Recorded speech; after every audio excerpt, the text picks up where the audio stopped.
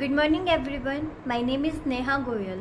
Today I am here to make a presentation on the chapter Ether. In this video, I am going to describe you the chapter Ether, in which I am going to tell you what are ethers, their classification, properties and also their nomenclature and physical properties. So, before going to start the chapter, I am going to tell you the basic intro, means what we mean by ethers. तो ethers क्या होते हैं? Ethers, organic compound having carbon, oxygen, carbon as a functional group are called ethers. Or if I am saying that the general formula which is ROR dash, ROR dash से मतलब है O जो है हमारा ये वाला, ये जो आप देख सकते हैं, उसके इस तरफ भी ग्रुप प्रेजेंट है और उसके इस तरफ भी ग्रुप प्रेजेंट है. अब यहाँ पे जो मेरा R और R डैश है वो क्या रिप्रेजेंट कर रहे हैं? Where R and R dash में भी सेम और डिफरेंट एल्काइल और एराइल ग्रुप्स, और one of them may be alkyl group and the other aryl group. The divalent oxygen is also called the ethereal oxygen. तो मैं आपको in short बताऊँ तो यहाँ पे मेरी ऑक्सीजन है, तो उसके इस तरफ भी एक सब्स्टिट्यूएंट प्रेजेंट है और उसके इस तरफ भी एक सब्स्टिट्यूएंट प्रेजेंट. अब वो सब्स्टिट्यूएंट दोनों एल्काइल भी हो सकते हैं, दोनों एराइल भी हो सकते हैं, एक एल्काइल और एक एराइल भी हो सकते हैं. ठीक है. Now ethers may be regarded as the functional isomers of alcohol. तो इस लाइन को समझने से पहले हमें ये पता होना चाहिए कि आइसोमर्स क्या होते हैं. Isomers are those compound which have same chemical formula but different structure. So जैसे कि आप देख सकते हो यहाँ पे मैंने डाईमिथाइल ईथर लिया है और इथेनॉल लिया है, तो इन दोनों का जो मोलिकुलर फॉर्मूला है वो सेम है विच इज C2H6O. बट हम देख रहे हैं कि ये दोनों अलग अलग चीज़ों को रिप्रेजेंट कर रहे हैं, इनका मोलिकुलर फॉर्मूला सेम होते हुए. जहाँ एक तरफ एक चीज़ ईथर को रिप्रेजेंट कर रही है, वहीं दूसरी तरफ एल्कोहल को रिप्रेजेंट कर रहे हैं. ठीक है. तो अब हम चलते हैं आगे. जैसे कि मैंने आपको ईथर्स बता ही दिया.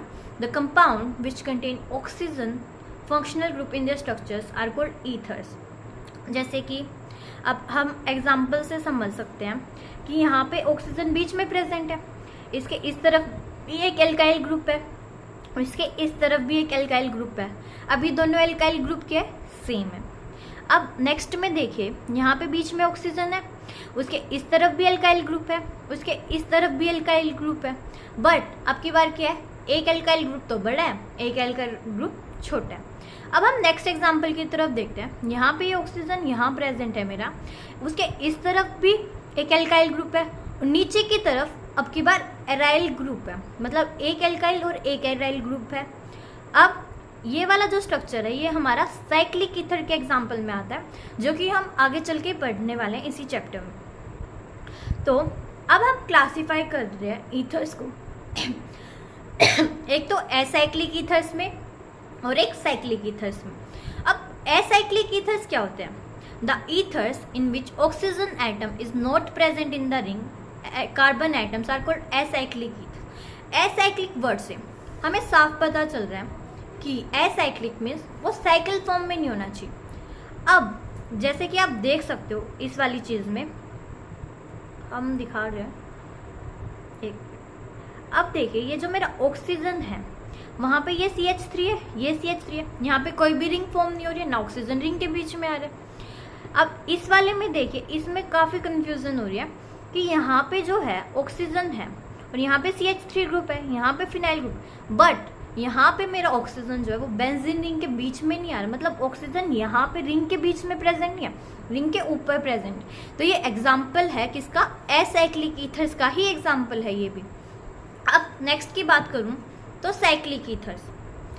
अब साइक्लिक ईथर से क्या पता चल रहा है? साइकिल फॉर्म हो रही है एक तरफ से, तो ऑक्सीजन जो है वो हमारी रिंग के बीच में प्रेजेंट है, साफ पता चल रहा है. तो मैं क्या कह सकती हूँ? The ethers in which one or more oxygen atom is present in the ring with CH2 CH2O repeated unit are called cyclic ethers. अब जैसे कि आप देख सकते हो ये एक ऐसे करके ऐसे रिंग की फॉर्म में हो रहा है अब यहाँ पे ऑक्सीजन प्रेजेंट है और यहाँ पे सी और ये सी, एल्काइल ग्रुप यहाँ पे भी प्रेजेंट है और यहाँ पे भी प्रेजेंट, बट जो ऑक्सीजन है वो तो हमारा रिंग के बीच में आए ना, तो ये किसके एग्जाम्पल हो गया, साइक्लिक ईथर्स का। और यहाँ पे हम देख सकते हैं यहाँ हमारा क्राउन ईथर है। अब क्राउन ईथर की एक खासियत क्या होती है, इसकी जो नोमेनक्लेचर होती है ना वो अलग होती है। इसको हम कैसे रिप्रेजेंट करते हैं, एक्स, क्राउन और वाई। यहाँ पे एक्स जो होता है ना वो टोटल नंबर ऑफ एटम्स को रिप्रेजेंट कर रहा है, क्राउन सिंपल क्राउन है, और यहाँ पे जो वाई है वो हमारे ऑक्सीजन एटम को रिप्रेजेंट कर रहा है।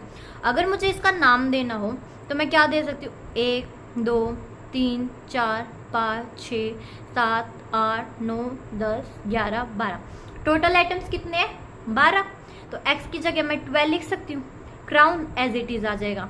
अब ऑक्सीजन एटम कितने ये गिनेंगे, 1 2 3 4, तो यहाँ पे मैं 4 लिख सकती हूँ, तो इसका नाम क्या हो जाएगा 12 क्राउन 4। तो इसकी यही खासियत है, इसका नोमेनक्लेचर। तो अब हम नेक्स्ट वीडियो में चलते हैं, नेक्स्ट स्लाइड पे। अब मैं बताने जा रही हूँ types of acyclic ethers. Acyclic ethers के भी फर्दर टाइप होते हैं जो कि हैं एलिफेटिक ईथर्स।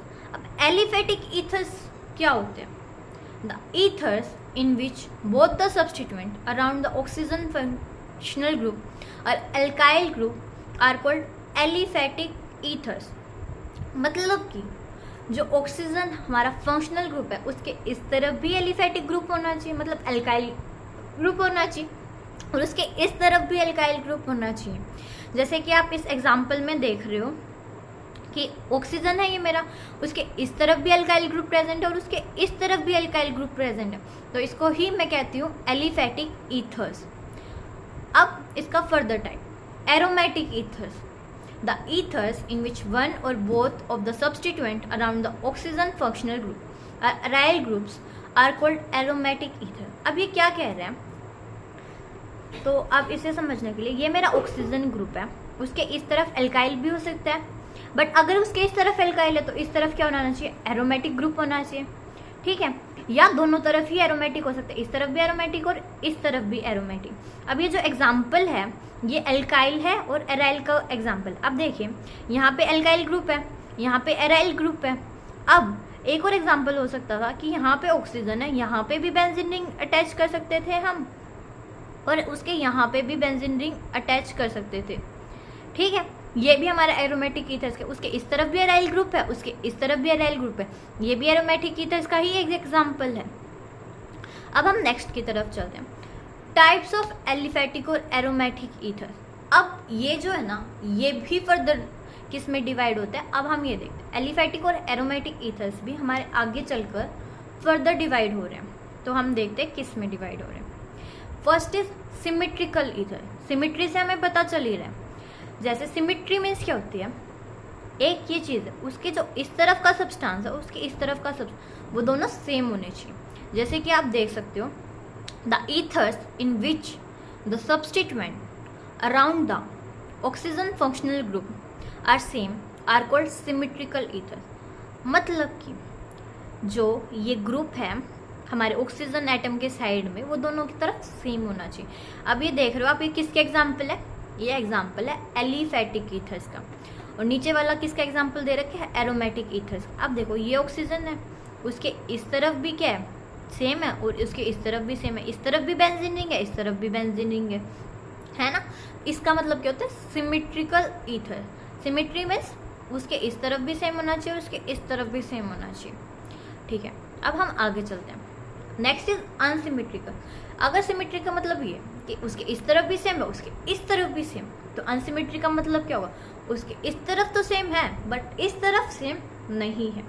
तो अब हम इसे कैसे समझ सकते हैं, the ethers in which the substituent around the oxygen functional group are different are called unsymmetrical ethers.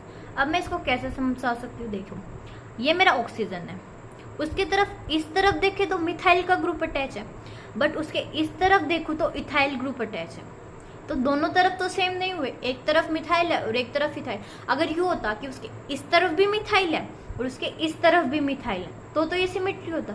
या फिर मैं यूँ कहती इस तरफ भी इथाइल ग्रुप अटैच है ऑक्सीजन के, इस तरफ भी इथाइल ग्रुप अटैच, बट ऐसा तो कुछ नहीं हुआ ना, तो ये किसका एग्जाम्पल हो गया, अनसिमेट्रिकल का।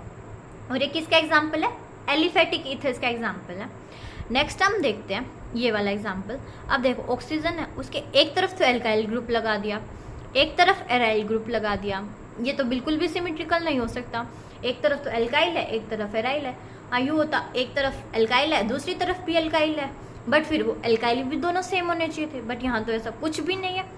तो जैसा कि अब आप देख सकते हो, अब ये किसका एग्जाम्पल था, ये एग्जाम्पल था एरोमेटिक ईथर्स का।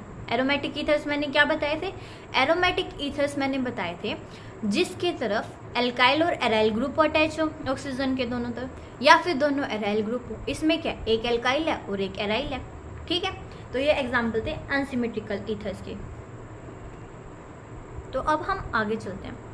अब देखो टाइप्स ऑफ सिमेट्रिकल और अनसिमेट्रिकल ईथर्स, ऐसे ये डिवाइड होते जा रहे हैं। सबसे पहले हमने पढ़ा ईथर, फिर उसकी क्लासिफिकेशन की एसाइक्लिक, साइक्लिक में, फिर एसाइक्लिक वालों की क्लासिफिकेशन की एलिफेटिक में, एरोमेटिक में, फिर एलिफेटिक एरोमेटिक की क्लासिफिकेशन की सिमेट्रिकल, अनसिमेट्रिकल।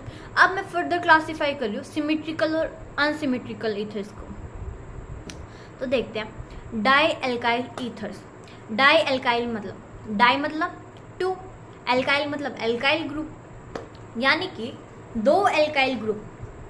अगर किसी ईथर में the ethers in which two same और different substituent around the oxygen functional group are alkyl groups, then they are called di alkyl ethers. जैसे कि आप देख रहे हो ये ऑक्सीजन है, उसके इस तरफ भी एल्काइल ग्रुप प्रेजेंट है, उसके इस तरफ भी एल्काइल प्रेजेंट। किसका एग्जाम्पल है ये एग्जाम्पल है सिमेट्रिकल ईथर का। और किसका रिप्रेजेंट कर रहे हैं, डाई एल्काइल ईथर्स को, बिकॉज ऑक्सीजन के दोनों तरफ ही एल्काइल ग्रुप प्रेजेंट है, इस तरफ भी और इस तरफ भी। Now I am going to further classify the next example. तो देखो ये मेरा ऑक्सीजन है। नाउ अगर मैं ये देखूँ इसके इस तरफ भी एल्काइल ग्रुप है, इसके इस तरफ भी एल्काइल ग्रुप है, बट अब की बार ये एग्जाम्पल किसका लिया मैंने, अनसिमेट्रिकल ईथर्स का। तो अनसिमेट्रिकल ईथर और सिमेट्रिकल ईथर का एग्जाम्पल लेने का यही मतलब है कि सेम और डिफरेंट सब्स्टिट्यूएंट बता सकें। आप देखो ये किसका एग्जाम्पल है, सिमेट्रिकल का, ये अनसिमेट्रिकल, बट दोनों रिप्रेजेंट तो किसको कर रहे हैं, डाई एल्काइल ईथर्स को ही, है ना। तो अब नेक्स्ट क्लासिफिकेशन देखते हैं इसी की, एल्काइल एराइल ईथर्स, और मैं इसे कह सकती हूँ फिनोलिक ईथर्स। अब एराइल ग्रुप और एल्काइल ग्रुप दोनों प्रेजेंट होने चाहिए एक ईथर में। The ethers in which the one substituent around the oxygen functional group is alkyl group and the other is aryl group are called alkyl aryl ethers. Of course ये example तो किसका होगा, unsymmetrical का ही होगा, क्योंकि एक alkyl है और एराइल ग्रुप है। तो ये एग्जाम्पल किसका है, अनसिमेट्रिकल ईथर्स का है। अब देखो the ethers in which the one substituent around the oxygen functional group is alkyl group and the other is aryl group are called alkyl aryl ethers. जैसे कि एग्जाम्पल लिख रहे हैं, ये मेरा ऑक्सीजन एटम प्रेजेंट है, इसके इस तरफ तो एल्काइल ग्रुप प्रेजेंट है, इसके नीचे की तरफ क्या प्रेजेंट है, एराइल ग्रुप प्रेजेंट है। तो ये किसका एग्जाम्पल बन गया, एल्काइल एराइल ईथर्स, और I can say phenolic ethers. So next chapter, next slide, di aryl ethers. अब डाई एराइल ईथर्स से क्या पता चल रहा है, डाई यानी टू, एराइल मतलब एराइल ग्रुप। डाई एराइल मुझे ये कह रहा है कि दो एराइल ग्रुप प्रेजेंट होने चाहिए, कितने, दो। अब दो कैसे प्रेजेंट हुए, ऑक्सीजन के इस तरफ भी एराइल ग्रुप और इस तरफ भी एराइल ग्रुप, ठीक है। The ethers in which the two substituent around the oxygen functional group aryl group are called di aryl ethers. क्या कहते हैं, डाई एराइल ईथर्स कहते हैं। अब देखो ये मेरा ऑक्सीजन एटम है, उसके इस तरफ भी एराइल ग्रुप प्रेजेंट है और उसके इस तरफ भी एराइल ग्रुप प्रेजेंट है। तो ये क्लियर हुआ कि किसके एग्जाम्पल है, डाई एराइल ईथर्स का, और ये किसको रिप्रेजेंट कर रहा है, सिमेट्रिकल ईथर्स को, ठीक है।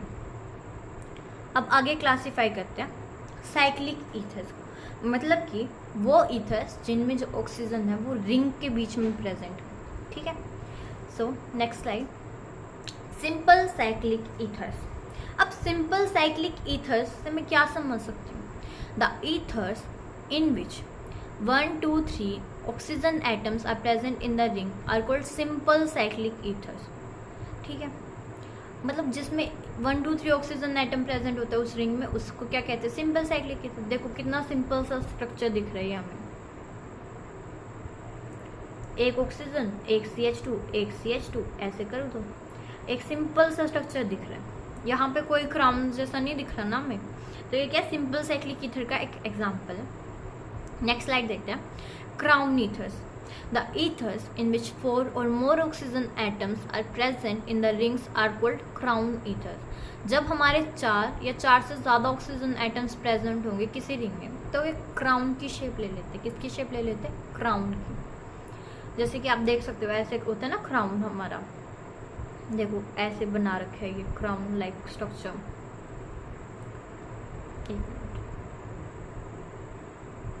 जैसे कि ये क्राउन की तरह बना रखा है. अब देखो इसका मैंने बताया था इसका क्या नाम होगा. इसका नाम होगा 12 क्राउन्स 4. 12 किस लिए? Because there are 12 number of atoms present in it. और 6 किस लिए? 4 किस लिए लास्ट में? क्योंकि 4 ऑक्सीजन प्रेजेंट है. ठीक है. Now I am going to next slide. Now I am going to describe the physical properties of ethers. ठीक है. फिजिकल प्रॉपर्टीज क्या होते हैं? जिन्हें हम इजीली मेज़र कर सकते हैं, फिजिकली मेज़र कर सकते हैं. हमें किसी रिएक्शंस की ज़रूरत नहीं होती जाने में. अब nature of bonding between. Physical properties जो है ना वो प्योरली किस पे डिपेंड होती है? बॉन्डिंग. कैसी बॉन्डिंग है हमारे मॉलिक्यूल्स के बीच में, उसके ऊपर प्रेजेंट है हमारी फिजिकल प्रॉपर्टीज़. ठीक है. अब फिजिकल प्रॉपर्टीज़ की बात कर रहे हैं हम, नेचर ऑफ बॉन्डिंग की बात कर रहे हैं. अब नेचर ऑफ बॉन्डिंग किस किस के बीच में होगा? एक ईथर का मॉलिक्यूल है, एक और ईथर का मॉलिक्यूल. अब एक जार है हमारे पास, उसमें मैंने ईथर डाल रखा है. उसमें एक ईथर का मॉलिक्यूल तो नहीं होगा ना, उसमें बहुत ज़्यादा ईथर्स के मॉलिक्यूल प्रेजेंट होंगे. अब उन सब मॉलिक्यूल्स के बीच में कैसी बॉन्डिंग है हमें ये जानना है. अब जैसे कि आप देख सकते हो, एक मिनट, जैसे कि आप देख रहे हो ये जो R है और ये जो O है, O क्या होता है? मोर इलेक्ट्रोनेगेटिव होता है. वो क्या करता है? हल्के से जो इलेक्ट्रॉन है अपनी तरफ शिफ्ट करवा लेता है, जिसकी वजह से उसके ऊपर यहाँ पार्शियल नेगेटिव चार्ज आ जाता है. क्योंकि R के इलेक्ट्रॉन उसके दूर जा रहे हैं, उसकी वजह से यहाँ पे पार्शियल पॉजिटिव चार्ज है और आई कैन से पोलैरिटी जनरेट हो रही है. अब जो ये पोलैरिटी जनरेट हो रही है ना, ये ज़्यादा स्ट्रॉन्ग पोलैरिटी नहीं है, बहुत ही वीक पोलैरिटी है. ठीक है. बट अगर मैं एल्कोहल में देख रही थी तो एल्कोहल में क्या होता है? यहाँ पे R की जगह H प्रेजेंट हो जाता है, जिसकी वजह से क्या होता है? हाइड्रोजन बॉन्डिंग होती है, स्ट्रॉन्ग हाइड्रोजन बॉन्डिंग होती है. वो एल्कोहल के केस में होता है. बट हमारे पास वो क्या है? यहाँ पे ईथर है. अगर मैं ईथर्स की यहाँ पे बात कर रही हूँ, ये मेरा एक ईथर है, ये मेरा वाटर है. ठीक है. यहाँ पे पार्शियल नेगेटिव, यहाँ पे पार्शियल नेगेटिव, ये भी पार्शियल नेगेटिव का, ये भी पार्शियल नेगेटिव. क्या नेगेटिव नेगेटिव एक दूसरे के साथ बॉन्ड बना सकते हैं? नहीं बना सकते. हमें पता है कि लाइक जो चार्ज होते हैं वो रिपेल करते हैं एक दूसरे को, और अनलाइक चार्जेस क्या करते हैं? अट्रैक्ट करते हैं. बट ये क्या लाइक है, तो इतना स्ट्रॉन्ग बॉन्ड नहीं बना पाएंगे ये. तो हमें देख रहे हैं यहाँ पे नेचर ऑफ बॉन्डिंग क्या हो. स्ट्रॉन्ग बॉन्डिंग तो ऑफकोर्स नहीं है यहाँ पे. तो वीक डाइपोल बॉन्ड और I can say weak van der Waals bond present होते हैं इन मॉलिक्यूल के बीच में. और जो वीक वंडरवॉल बॉन्ड होते हैं ना, उनकी एक खासियत होती है कि वो हमारे सरफेस एरिया पे डिपेंड करते हैं, डायरेक्टली प्रोपोर्शनल होते हैं सरफेस एरिया के. अगर मेरा सरफेस एरिया बढ़ता है, if in case my surface area is increasing, then van der Waals bond is also increasing. ठीक है. अब ये जो नेचर है ना बॉन्डिंग का बिटवीन मॉलिक्यूल्स के, इसकी वजह से हमारी काफ़ी प्रॉपर्टीज चेंज होती हैं, जैसे कि association, viscosity, state of substances, boiling point and solubility. तो अब हम यही बॉन्डिंग जितने भी मतलब प्रॉपर्टीज बताई, इन्हीं को डिस्क्राइब करेंगे कि इनके साथ क्या क्या मतलब ये भी वंडरवॉल बॉन्ड है, इसकी वजह से इन प्रॉपर्टीज में क्या क्या चेंजेस आ रहे हैं, क्या क्या असर आ रहे हैं. ठीक है. सो सबसे पहले हम देखेंगे association. They do not show molecule association. क्यों शो नहीं करते molecular association? because they are having weak van der Waals bond due to the weak dipole-dipole interaction or due to the weak van der Waals bond. Next properties is state of substance. The lower member are gases while higher members are liquid due to increase in magnitude of weak van der Waals bond. अब मैंने एक चीज़ कही थी कि जो हमारे weak van der Waals bond होते हैं ना वो डायरेक्टली प्रोपोर्शनल होते हैं सरफेस एरिया के। जो मेरे लोअर मेंबर्स हैं ना उनका सरफेस एरिया कम है तो उनके बीच में जो van der Waals बॉन्ड है वो क्या होगा, कम होगा, जिसकी वजह से जो वो है वो गैसेस के स्टेट में प्रेजेंट होते हैं। बट जैसे जैसे मैं हायर की तरफ जा रही हूँ उनका क्या होता है, weak van der Waals bond थोड़ा सा स्ट्रॉन्ग हो जाता है as compare to the lower one. तो वो किस स्टेट में एग्जिस्ट करने लग जाते हैं, लिक्विड में, due to the increase in the magnitude of the weak van der Waals bond. अब बॉइलिंग पॉइंट, बॉइलिंग पॉइंट क्या होता है, अब जैसे मेरे दो मोलिक्यूल्स हैं, ये दो मोलिक्यूल्स हैं, मोलिक्यूल में प्रेजेंट है, अब ये टूट के वेपर में कितनी जल्दी जा रहा है उसी को तो मैं बॉइलिंग पॉइंट कह रही हूँ।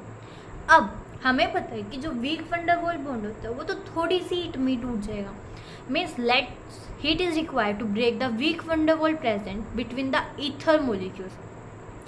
तो हम क्या करेंगे, हमें लो बॉइलिंग पॉइंट, अगर वो थोड़ी सी हीट में जा रहा है तो मुझे क्या चाहिए, लो बॉइलिंग पॉइंट चाहिए। So they have low boiling point, they have almost same boiling point as those of alkanes of comparable molecular mass। जो इनका boiling point होता है ना वो alkanes के similar ही होता है, मतलब जो alkane का molecular जो ether का molecule हो, अगर उनके molecular mass same वाले हैं ना उनके boiling point भी same ही होंगे। Let's move to the next slide। solubility। अब solubility क्या होता है, अब इसमें लिखा है lower ethers are soluble in water due to the presence of intermolecular hydrogen bonding between the ether and the H2O molecules। lower ethers तो क्या होते हैं, soluble होते हैं, बट जैसे जैसे मैं higher ethers की तरफ जाती हूँ वो क्या होता है, जो हमारी बॉन्डिंग है ना वो वीक होती जाती है। अब इसका रीज़न कैसे समझेंगे, जो लोअर ईथर्स होते हैं ना उसका जो पोलर नेचर होता है ना वो ज़्यादा होता है। वाटर भी पोलर है, हमें पता है, लाइक डिजोल्व्स लाइक, वाटर भी पोलर, ईथर भी पोलर है अभी, तो वो क्या हो जाएंगे, like dissolve like property satisfied. But जैसे जैसे मैं हायर ईथर्स की तरफ जा रही हूँ तो क्या हो रहा है, जैसे जैसे मैं हायर ईथर्स की तरफ जा रही हूँ ना हमारा जो बॉन्ड है, कौन सा वाला बॉन्ड, जो नॉन पोलैरिटी नेचर है ना वो इंक्रीज होता जाता है। अब हायर मेंबर्स का नॉन पोलैरिटी नेचर इंक्रीज हो रहा है, वाटर तो स्टिल अभी भी पोलर नेचर है ना, तो जिसकी वजह से इन दोनों की पोलैरिटी मैच नहीं हो रही, तो ये प्रॉपर्टी जो है लाइक डिजोल्व लाइक के सेटिस्फाई नहीं हो रही। इस वजह से जो हायर मेंबर होते हैं वो कम सोल्यूबल होते हैं और मैक्सिमम सोल्यूबल ही नहीं होते ईथर्स में। और जितने भी ये सोल्यूबल हो रहे हैं ना लोअर ईथर, वो किस वजह से हो रहे हैं, वो हो रहे हैं intermolecular hydrogen bonding between the ether and the water molecule, जो कि मैंने आपको एक स्लाइड में दिखाई भी थी। ये देखो यहाँ पे इंटरमोलिकुलर हाइड्रोजन बॉन्डिंग का कंसेप्ट लगेगा। नाउ नेक्स्ट प्रॉपर्टी जो है हम बात करेंगे विस्कोसिटी। विस्कोसिटी मतलब क्या होता है, अपोजिंग द फ्लो। विस्कोसिटी एक तरफ से गाढ़ापन, दे हैव लो विस्कोसिटी। अब विस्कोसिटी आप एक तरफ से लगा सकते हो हनी और वाटर। हनी क्या होता है, टाइम लेते गिरने में, वाटर क्या होता है, एक ही दम गिर जाता है। जो एक दूसरे की मतलब लेयर्स है उनको कितना रिपेल कर रहे हैं विस्कोसिटी पर, दे हैव लो विस्कोसिटी और we can say have almost same viscosity as those of alkanes of comparable molecules. अभी जब लो विस्कोसिटी होती है ना उसका रीज़न भी हम क्या देंगे, weak van der Waals bond होते हैं इसलिए। अब जो उनके बीच में weak van der Waals bond है, जो मॉलिक्यूल्स है वो एक दूसरे को इतने स्ट्रांगली अट्रैक्ट ही नहीं कर रहे, बॉन्ड ही नहीं बना रहे, तो वो अलग अलग ही रहेंगे, तो ऐसे ही फ्लो होंगे, है ना। तो अब नोमेनक्लेचर की बात करें, मीन्स नेमिंग। अब हम इनकी नेमिंग जानेंगे। फिजिकल प्रॉपर्टीज हो चुके हैं। ओपन चेन और एसाइक्लिक ईथर्स, ठीक है। तो सबसे पहले हम कॉमन जो कॉमन नेमिंग होती है वो देखते हैं। The common name of ethers are derived by naming the two alkyl or aryl groups linked to the oxygen atom in alphabetically order and adding the word ether. In case of symmetrical ethers, the prefix di is used before the name of the alkyl or the aryl group. ठीक है. और जो कुछ हमारे aromatic ethers होते हैं ना, however have their low specific names. For example, methyl phenyl ether. अब कुछ के तो पता क्या कर रहे हैं, कुछ को तो हम ऐसे रिप्रेजेंट कर रहे हैं, टू एल्काइल और aryl group link to the oxygen atom, alphabetically order में लिख के उनके पीछे ईथर लिखा देते हैं. बट कुछ जो है ना उनके नाम ही अलग करती है. जैसे कि मिथाइल फिनाइल ईथर था, उसको जो कॉमन नेम ना एनिसोल रख दिया. इथाइल फिनाइल ईथर था, उसका कॉमन नेम रख दिया फिनेटोल. अब जो मैंने एनिसोल का स्ट्रक्चर दिखा रखा है, जैसे कि आप देख सकते हो ये वाला, इसको रिप्रेजेंट ऐसे कर रखा है, OCH3 ऐसे रिप्रेजेंट कर रखे हैं. ठीक है, तो ये जो है इसको मैं एनिसोल कहूँगी. अगर मैं इसका कॉमन नेम वैसे देखूँ तो ये ग्रुप क्या है, मिथाइल. ये ग्रुप क्या है, phenyl. Methyl phenyl ether. Alphabetically order में M पहले आता है, फिर P आता है. तो ये जो नेमिंग होती है ना वो मैक्सिमम अल्फाबेटिकली ऑर्डर की ही थ्रू होती है. जो M है वो पहले आता है तो उसका मिथाइल पहले ले लिया, P बाद में आता है तो फिनाइल ले लिया, साथ में क्या ऐड कर दिया, ईथर. यानी methyl plus phenyl plus ether, नाम दे दिया मिथाइल फिनाइल ईथर. और इसका कॉमन नेम क्या है, एनिसोल. और इथाइल फिनाइल ईथर का कॉमन नेम क्या है, फेनेटोन. ठीक है. अब आयुपैक नेम की बात करें तो in the IUPAC system ether are named as alkoxy alkanes. Alkoxy alkanes. The ethereal oxygen is taken with the smaller alkyl group and forms a part of the alkoxy group, while the larger group is considered to be a part of alkane. ठीक है. For example methoxy ethane. अब जब मैं इस बड़े वाले का देखो नाम लिखूंगी ना, तो ये जो छोटा वाला ना उसी के साथ इस ऑक्सीजन को ऐड कर लूँगी, ये क्या बन गया, मिथोक्सी ग्रुप. इस बड़े वाले को मैं क्या लिख सकती हूँ, इथेन. तो क्या हो गया, मिथोक्सी इथेन. ठीक है. बट अब ये वाला देखो, इसमें तो दोनों तरफ ही मिथाइल ग्रुप अटैच है ना, तो मिथोक्सी मीथेन. बट अगर मेरा कोई ग्रुप बड़ा प्रेजेंट है ना, तो जो छोटा वाला पार्ट है ना उसके साथ तो मैं लिख लूँगी ऑक्सीजन को ऐड करके एल्कोक्सी ग्रुप बना दूंगी, उसको जो बड़ा वाला पार्ट है उसको एल्कीन ग्रुप बना दूंगी. जैसे कि अभी हमने देखा मिथोक्सी इथेन. अब हम नेक्स्ट देखते हैं एसाइक्लिक पॉलीईथर्स. पॉलीईथर्स मतलब जिसमें more than one functional group present है ईथर का. पॉली मतलब ज्यादा. Long chain of polyethers are named as oxa derivatives of the alkanes corresponding to the total number of carbon and oxygen atom present in the chain. जो हमारे बड़े पॉलीईथर्स होते हैं उनके साथ हम ऑक्सा डेरिवेटिव यूज करते हैं of the alkene corresponding to the total number of carbon and oxygen atom present in the chain. For example यहाँ पे देखो 2 और 5 पे डाई ऑक्सा ग्रुप प्रेजेंट है, और ये जो बाकी 6 है हेक्सेन. 1 2 3 4 5 6 नंबरिंग हमेशा ध्यान रखना. जो ग्रुप पहले आता है ना प्लस रूल में, जैसे 2 + 5 7, इस तरफ से लेंगे, इसमें भी ये वही होगा 1 2 3 4 5, दोनों तरफ सेम है, तो हम किसी तरफ से भी नंबरिंग ले सकते हैं इसमें. तो हमें यही करना है. 2 पे ग्रुप प्रेजेंट है, 5 पे ग्रुप प्रेजेंट है तो डाई ऑक्सा, और ये जो 6 कार्बन प्रेजेंट है 6 है तो हेक्सेन. ठीक है. Next cyclic ethers. अब साइक्लिक ईथर्स का कैसे देते हैं, common names. In the common system the 3-member cyclic ethers are named as oxides of the alkyline from which they are derived. For example, ethylene oxide और epoxide. ठीक है. मतलब जो जिससे डिराइव हुआ है ना, जैसे अब ये जो ग्रुप है वो इथाइलिन ग्रुप है, तो हमने क्या लगा दिया, इथाइलिन ऑक्साइड लगा दिया, और I can say epoxide also. अब आयुपैक नेम की बात करें, the IUPAC name of cyclic ether where NCH, ये जो 2 है ना ये यहाँ ऊपर नहीं आएगा, ये H2O है, ऐसे है, और यहाँ पे N है, ठीक है। तो N क्या हो सकता है, 2, 3, 4, 5, 6 भी हो सकता है, आर गिवन। अब इसका एग्जाम्पल नीचे दे रखा है मैंने, ऑक्सीरिन, ठीक है। अब जो ऑक्सा नेम्स है उनके बारे में भी जान लिए। साइक्लिक ईथर्स जो है वो ऑक्सा डेरिवेटिव्स होते हैं साइक्लो एल्केन्स के, फॉर एग्जांपल ऑक्सा साइक्लोप्रोपेन। जो साइक्लिक ईथर्स है ना, मैं उनको डेरिवेटिव बना सकती हूँ साइक्लो एल्केन्स का, बट हमें ऑक्साइड करना। अब ये देखो 1, 2, 3, ये क्या बन रहा है, प्रोपेन ही बना ना, ऐसे करके ऐसे करूँगी तो 1, 2, 3 प्रोपेन होगा, बट क्योंकि ये ईथर का डेरिवेटिव है, ऑक्सीजन लगा हुआ है, तो मैं क्या कह सकती हूँ, ऑक्सा डेरिवेटिव। सो एक बार मैं कंक्लूजन बता देती हूँ पूरी वीडियो का।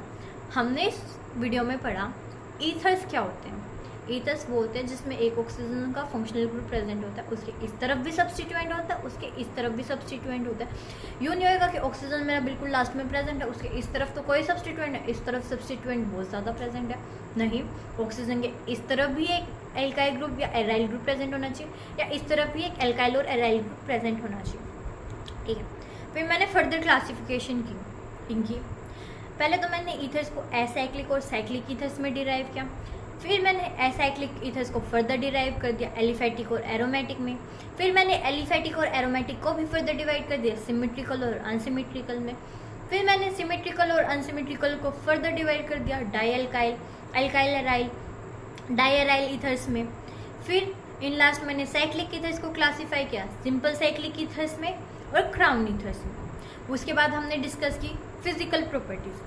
अब फिजिकल प्रॉपर्टीज़ का मेन मुद्दा यही था कि इनके बीच में जो वीक वंडरवॉल बॉन्ड प्रेजेंट होते हैं उन्हीं के बारे में हमने बताया था। अब जो ये वीक वंडरवॉल बॉन्ड होते हैं उनकी वजह से इनकी प्रॉपर्टीज़ पे क्या क्या असर दिखता है हमने वो पढ़ा। हमने प्रॉपर्टीज़ पढ़ी थी association, viscosity, state of substances, boiling point, solubility. हमने इन सब का जो मतलब डिराइव किया हमने वीक वंडरवॉल के साथ कंपेयर करके देखा। फिर हमने लास्ट में नोमेनक्लेचर पढ़ा इन सब के बारे में। तो थैंक यू।